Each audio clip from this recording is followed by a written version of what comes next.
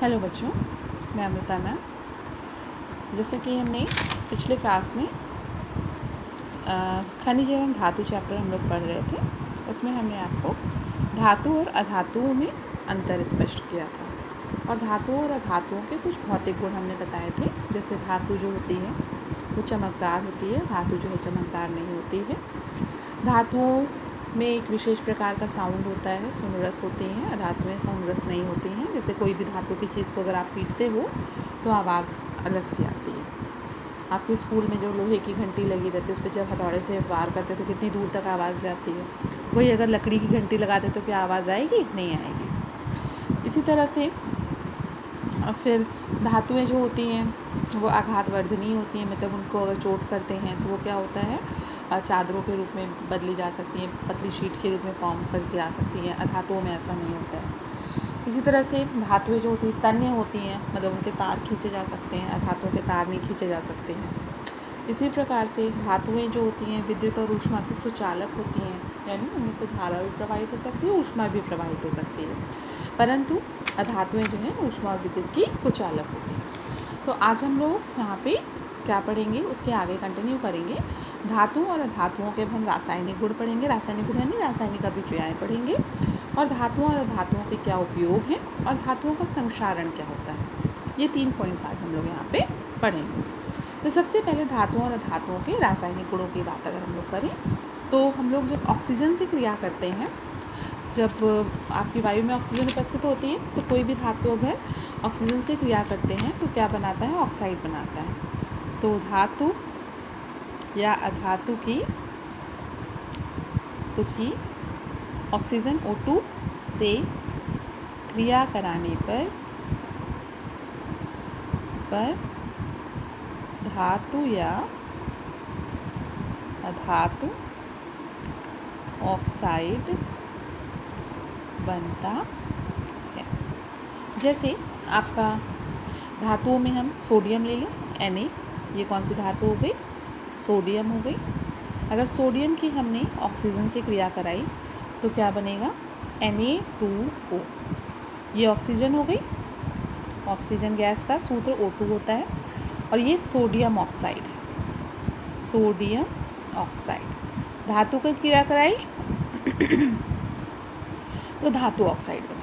इसको बैलेंस करेंगे अब हम लोग। यहाँ पे देखेंगे 2 ऑक्सीजन है, ऑक्सीजन यहाँ 2 है इसलिए पहले यहाँ 2 लगा दें, 2 दूनी 4 सोडियम हो गए तो यहाँ पे क्या हो जाएगा? 4 लग जाएगा। इसी तरह से अगर हम मैग्नीशियम के साथ अभिक्रिया करें, ये क्या है? मैग्नीशियम।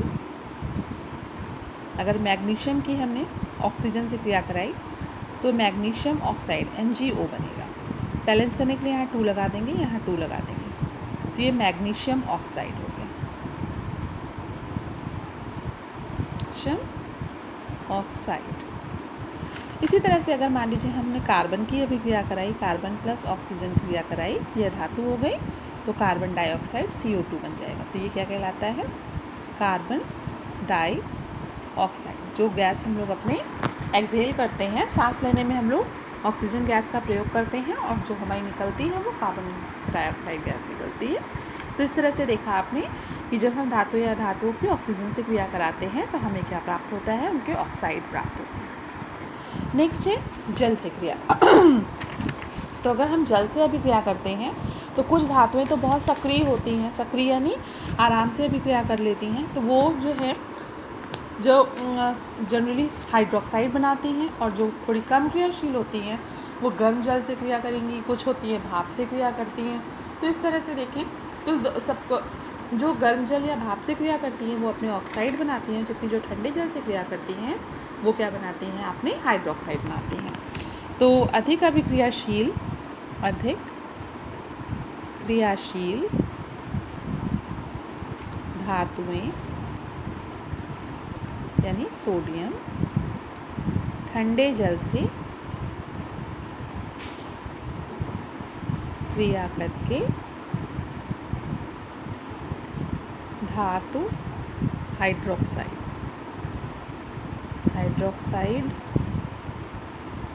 तथा कम क्रियाशील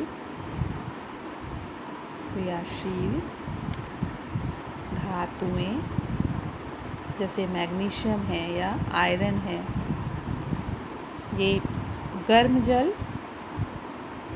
या भाप से क्रिया करके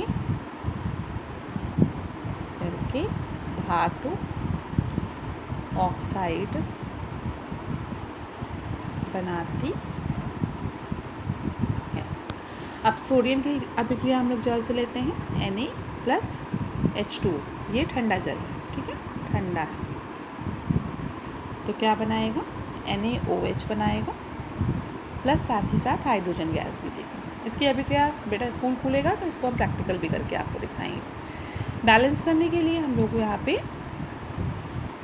2 हाइड्रोजन है, यहाँ पे पहले हम 2 कर दें, यहाँ पे हमें 2 करना पड़ेगा, यहाँ पे हमें 2 करना पड़ेगा। इसी तरह से मैग्नीशियम की अगर H2O के साथ अभिक्रिया कराएंगे तो ये मुख्य रूप से जब जल से क्रिया धातुएं करती है तो हाइड्रोजन गैस जरूर निकलती है, ठीक है ना, तो हाइड्रोजन गैस जरूर बनेगी, हाइड्रोजन गैस निकलती है, ये मेन है। तो ये आपका गर्म जल से क्रिया करेगी, गर्म जल से, तो मैग्नीशियम का ऑक्साइड बना लेगी प्लस H2 बनाएगी। तो चाहे जो भी हो, आपकी जब जल से धातुएं क्रिया करती हैं तो हाइड्रोजन गैस ही देंगी, चाहे वो आपका ठंडे जल से क्रिया करें चाहे गर्म जल से क्रिया करें। ठंडे जल से क्रिया करने वाली हाइड्रोक्साइड बनाती हैं, गर्म जल से या भाप से भी क्रिया करने वाली क्या बनाती हैं, ऑक्साइड बनाती हैं। अब आता है अम्लों के साथ अभिक्रिया। अगर धातु की अम्ल से हम अभिक्रिया कराते हैं तो भी आपका क्या बनता है, हाइड्रोजन गैस। तनु अम्ल से क्रिया कराने पर क्या बनता है, हाइड्रोजन गैस मिलती है। सक्रिय धातुएं जो होती हैं, सक्रिय धातुएं जैसे जिंक है, तनु अम्लों से क्रिया करके धातु लवण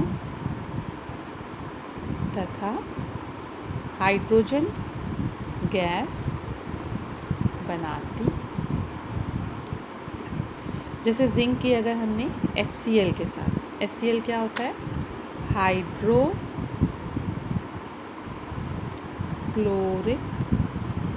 एसिड होता है, के साथ अगर अभिक्रिया कराते हैं तो जिंक क्लोराइड बनाएगा, ZnCl2 plus H2 gas. Balance करने के लिए यहाँ पे 2 लगा दिया। ये क्या बनाया है इसने, जिंक क्लोराइड,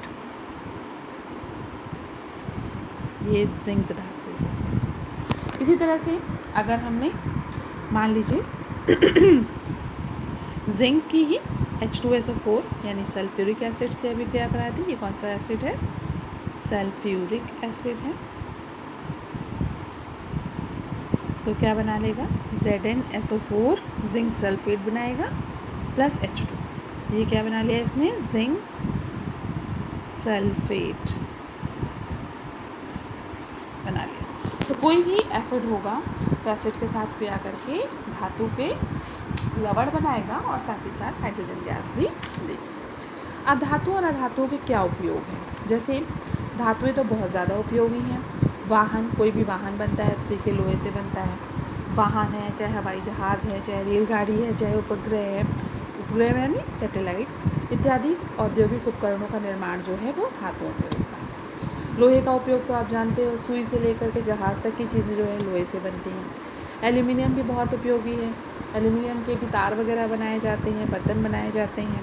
ऊष्मीय चालक के रूप में धातुएं जो होती हैं ऊष्मीय चालक के रूप में होती हैं, जैसे एल्यूमिनियम है, कॉपर है, तो उनके बर्तन बनाए जाते हैं बॉयलर के रूप में। बॉयलर यानी बर्तन उबालने के लिए, और जल उबालने के लिए हम लोग बॉयलर यूज़ करते हैं, तो उसके लिए हम बनाते हैं।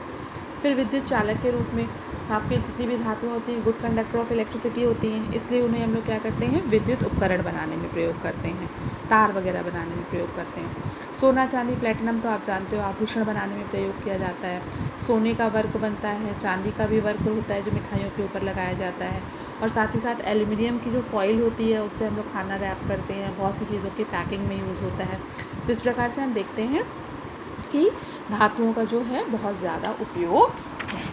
अब लास्ट पॉइंट आज का है वो है धातुओं का संक्षारण। तो धातुओं का संक्षारण क्या होता है, संक्षारण का मतलब होता है, इंग्लिश में इसको कोरोजन बोलते हैं। आपने अक्सर इसको सरल भाषा में कह सकते हैं ज़ंग लगना, ज़ंग लगना, ठीक है ना। लोहे पे ज़ंग लगना देखा है, आजकल बहुत लगता है, बारिश का मौसम है तो क्या होता है कि अगर लोहे की चीज़ें हैं और उस पर क्या है कि पानी पड़ा हुआ है या नमी है, तो वो वायु की ऑक्सीजन से क्रिया करके क्या करती हैं, भूरे रंग की एक परत बना लेती हैं। तो वो वही भूरे रंग की जो परत होती है वो ज़ंग होती है। वो धीरे धीरे क्या करती है, धातुओं की परत को उखाड़ती जाती है, तो धीरे धीरे धातु जो है पतली होती जाती है, और इस क्रिया को हम लोग क्या कहते हैं, धातु का संक्षारण कहते हैं। संक्षारण मतलब धीरे धीरे निकलना। तो क्या है, लोहे पर नमी की उपस्थिति में भूरे रंग की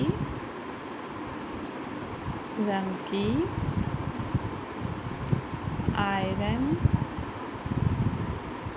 ऑक्साइड